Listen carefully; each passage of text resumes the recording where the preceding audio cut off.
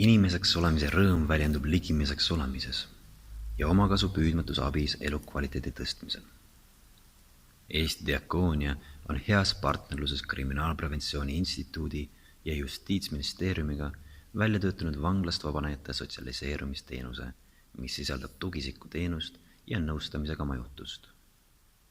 Päikeselises juunikuus said tunnistuse 12 uut 45-tunnise koolituse läbinud tugiisikut.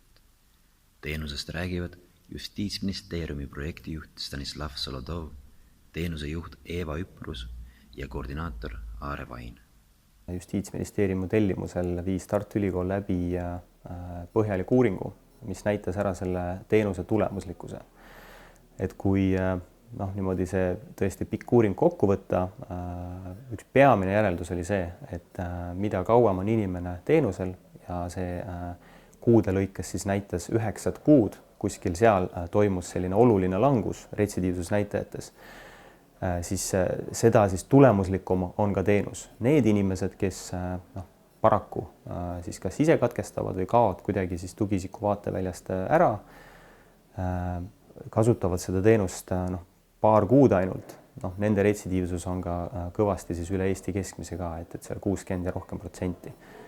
Nende inimeste puhul, kes kasutavad 9 ja rohkem kuud, langes see retsidiivsus umbes 20%, mis on siis Eesti keskmisest jällegi kõvasti allpool.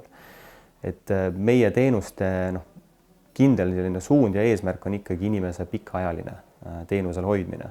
See projekt iseenesest kestab meil aastani 2023, et kui vaadata seda perioodi tervikuna, see saab olema 8-aastane projekt. Et ma arvan, et siin on see olnud juba täna väga suur õppimisprotsess. Tugiisiku teenus on selline, nagu me ise ütleme, langevari sinu teel hüppel tundmatusse. Ehk siis töövabanejatega on näidanud, et sageli on väga raske üksinda toime tulla ja see kurss, mis võetakse, võib olla vale või siis keerukam kui vaja. Ja siis tugiisik on selline hea inimene, kes enne vabanemist kaardistab peamised vajadused, koos pannakse paika asjalik ja asjakohane vabanemisplaan ja siis ühiselt asutakse siis vabanemispäeval seda täide viima. Tugiisiku töö võib olla oluliselt pikem kui ette nähtud 1 aasta, mis meil on lepinguliselt.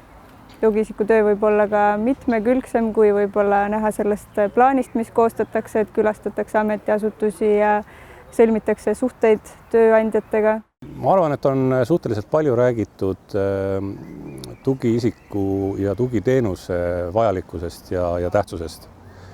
Küll aga on võib-olla vähem natukene puudutatud seda, et mis see tugiteenus tugiisikule endale annab.